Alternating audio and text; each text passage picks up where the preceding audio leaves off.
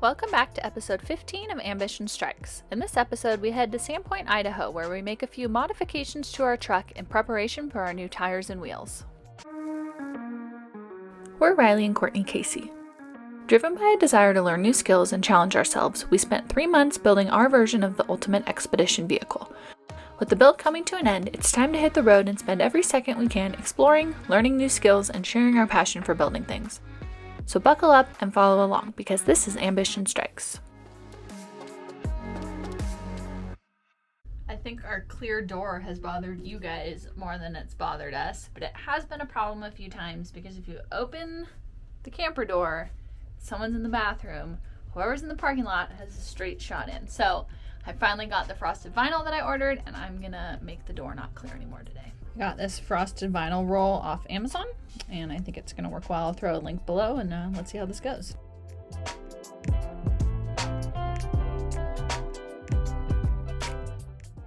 So I've got the top half done. Now I just need to do the lower half. And now the door is frosted, so when you go in, it lets light in, but you can't see out.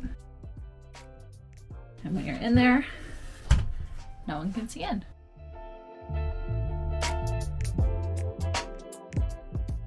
We have learned that these windows scratch very easily, but that you can also just buff them out. So I'm gonna see if this works.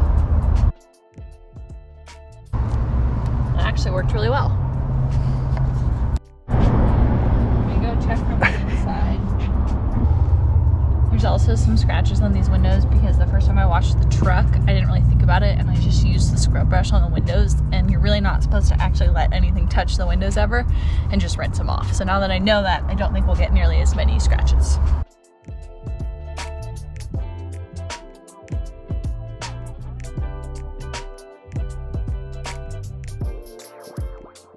Are you sure you want to put bigger tires on it? I'm doing this now. All the scratches are gone. Yay. Now Boone has a clear window to look out. Until he scratches it again. So this swivel mount we got for our TV is great, except that sometimes when we're driving, the TV flies around a little bit. I added some felt pads to the back corner so that it'll stop smacking the bathroom wall. And now I'm going to attempt to make a strap that'll hold it here while we're driving.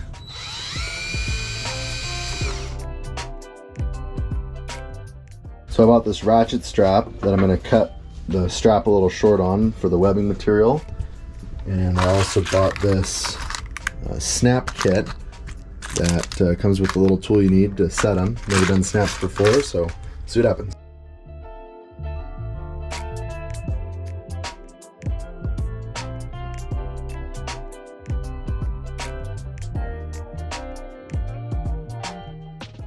Now we've got a little snap strap that keeps the TV from being able to move, but if we want to swing it out, we can just unclip it and swing it out. Nice.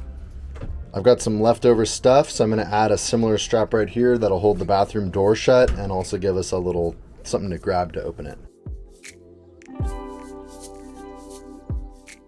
All right, and now the bathroom door's not going to come open anymore.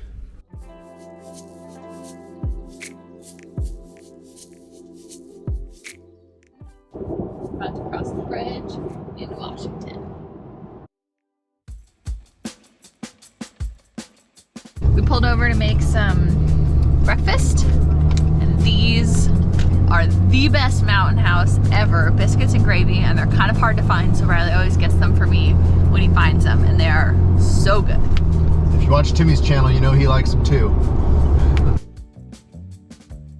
I know it looks kind of weird, but you guys are gonna have to trust me, it is so good.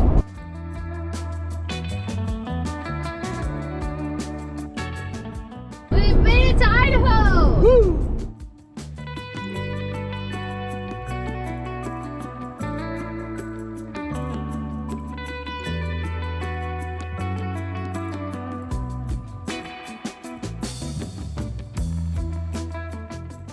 It just started hailing on us pretty hard. I'm out here to share it with you, but I think I need to get it to cover. What the hell?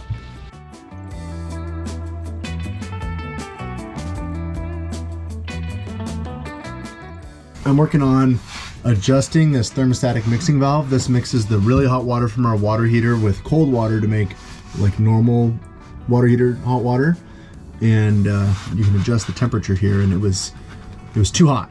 So I've got it turned down some, and now I'm going to test the water temperature in the shower. So the water coming out of our sink was basically hot enough to scald you, and after the adjustment now it's a more reasonable temperature.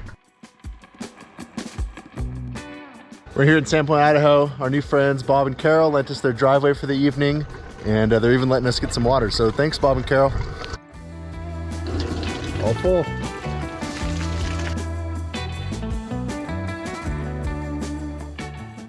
Last night I accidentally dropped the Instant Pot and crushed in the bottom, so I took it apart and I'm gonna try to bend it back into shape.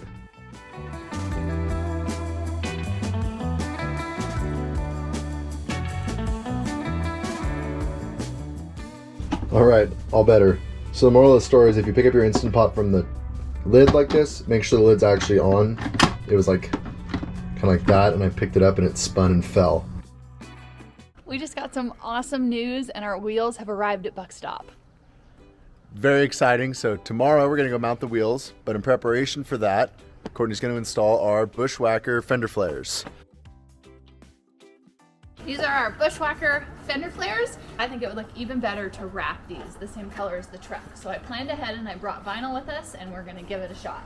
So in classic Courtney style, she's going to attempt to vinyl wrap something outside in the dirt. Oh, I'm on a table. There's already a bug on it.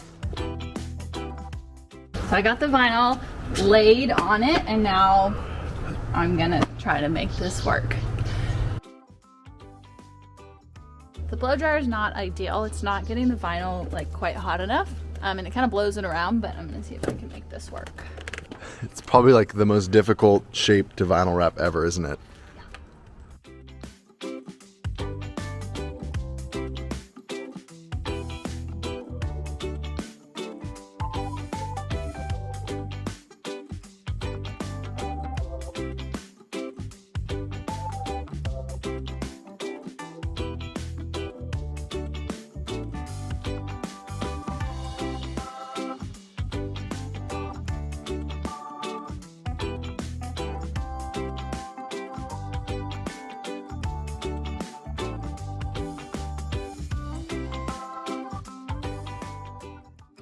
Kind of an all hands on deck situation.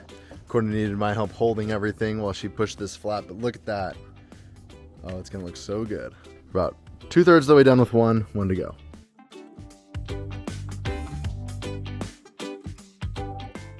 Earlier I said we were 2/3 of the way done.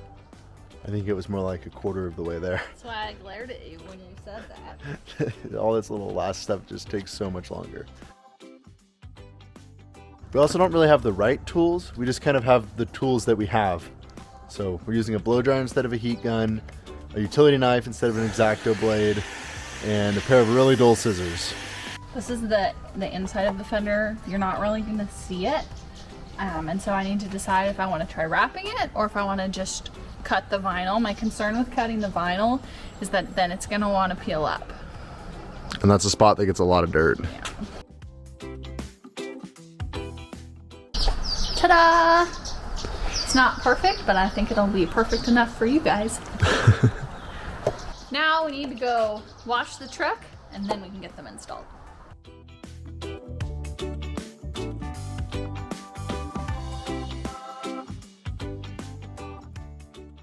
Courtney wants this install to go quickly, so she's taking point. She read the instructions and is just telling me what to do. First up, there's like this wiper trim that you install on the top edge of the flare.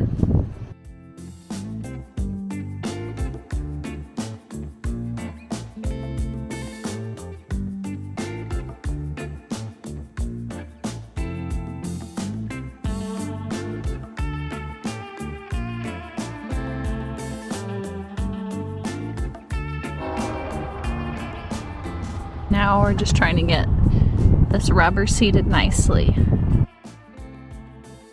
So to give you guys the perspective, here's the before and here's the after. Looks awesome. We got one side down, now we just need to do this side. It's like a 10-minute install, super easy. And if I hadn't left my impact driver at home, it'd be a 5-minute install. You get a lot of funny looks working on your rig in the parking lot. Everyone in Sandpoint is incredibly friendly. We've been stopped more times here in the parking lot than anywhere else. Just people wanting to say hi and check So out the friendly. rig.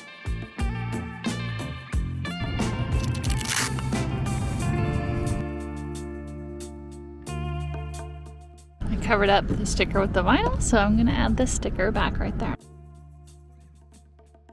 We're incredibly excited. Our wheels have arrived. We're gonna head down to Bend and get them installed.